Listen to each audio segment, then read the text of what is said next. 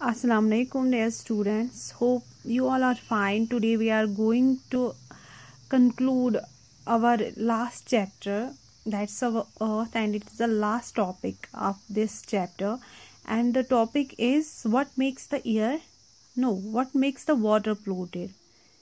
वो कौन सी चीज़ें हैं जिससे वाटर पोल्यूशन होता है. पहले मैं आपको बताती हूँ कि what's water pollution. Water pollution means when undesirable और harmful things are mixed with water, that is called water pollution. उसको हम वाटर पोल्यूशन कहते हैं. और उसके बाद ये है कि वाटर पोल्यूशन होता कैसे है, किन किन चीज़ों से वाटर पोल्यूशन होता है. तो जो इंडस्ट्रीज़ में वेस्टेज होता है ना, वेस्ट प्रोडक्ट्स जो होते हैं वो वहाँ से बाहर जब निकलते हैं तो सारा कुछ जो वो वाटर बॉडीज़ में ये फेंकते हैं. ठीक है. या हम घरों में जो वेस्टेज होता है ना, बाथरूम से निकलता है पानी, या किचन में जो होता है पानी, वो बाहर फेंकते हैं हम. तो जो सारा कुछ जो ये वेस्टेज है ये कहाँ जाता है, वाटर बॉडीज़ में. इससे वाटर पोल्यूट हो जाता है. या हम कपड़े धोते हैं कहाँ पे, रिवर्स पे, तो उससे भी वाटर पोल्यूशन हो जाता है. या defecate near lakes and rivers means some animals or some human beings excrete near water bodies. Okay. तो उससे भी वाटर पोल्यूशन होता है. अब ये वाटर पोल्यूशन जो है इससे क्या क्या मतलब इफेक्ट होता है. इससे तो सबसे पहले जो ऑर्गेनिज्म्स जो ये बोलते हैं इंसेक्ट्स या एनिमल्स या प्लांट्स वाटर में रहते हैं, सबसे ज़्यादा असर पहले उनको होता है. वो इन चीज़ों की वजह से बहुत ज़्यादा इफ़ेक्ट होते हैं. कुछ मर जाते हैं, प्लांट्स ख़राब हो जाते हैं, या एनिमल्स की डेथ हो जाती है, मतलब मर जाते हैं वो.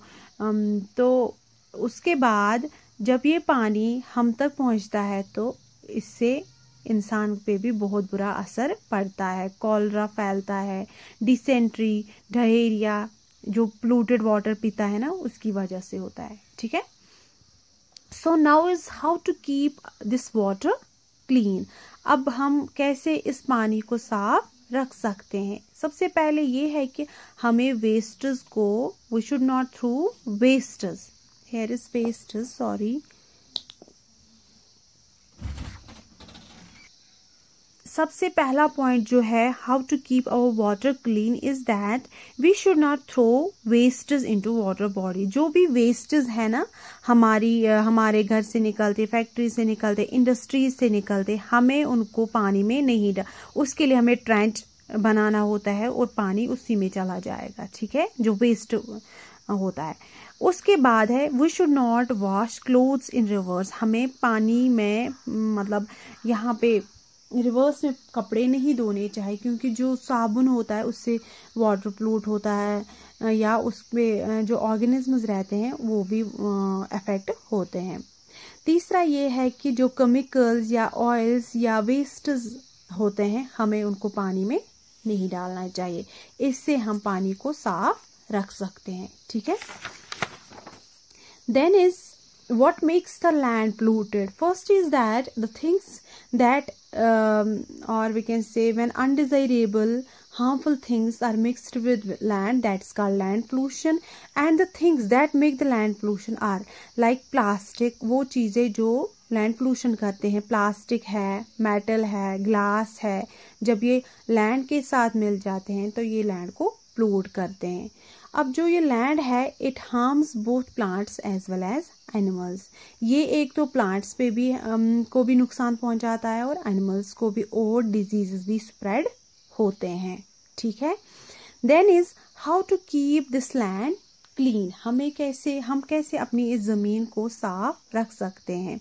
First is garbage should always collect in beans. जो हम गंदगी बाहर ये जो हमें घर में गंदगी होती है, गार्बेज होता है, उसको हमें बिन्स में रखना चाहिए, ना कि ऐसे ही लैंड पे छोड़ते हैं हम. वैसा नहीं करना चाहिए, उनको बिन्स में डालना चाहिए.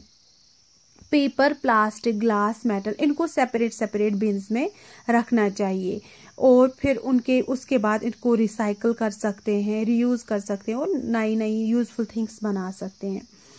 तीसरा ये है कि we must try to reuse things to reduce waste. हमें चीज़ों को दोबारा इस्तेमाल करना चाहिए, मतलब to use a thing more than once, तो उससे वेस्ट कम हो जाता है, मतलब गंदगी कम फैलती है। We should reduce use of paper on both side. देखिए हमें मतलब पेपर जो है हम यूज करते हैं ना, वो तो फॉर एग्जाम्पल हमने एक पेज पे लिखा, दूसरे पेज में हम नहीं लिखते हैं और छोड़ देते हैं, लेकिन ऐसा नहीं करना चाहिए। हमें दोनों पेजेस से लिखना चाहिए। इनफैक्ट जो स्क्रैप्स होते हैं, बाहर से कवर जो होते हैं पेपर के, उनको भी कलेक्ट करना चाहिए और रिसाइकल करना चाहिए। इससे क्या होगा, इससे ट्रीज सेव हो जाएंगे, मतलब ट्रीज बच जाएंगे और इससे भी पोल्यूशन कम हो जाएगा। So this was the last this topic of this chapter. Hope you got it. Fi amanillah. Take care.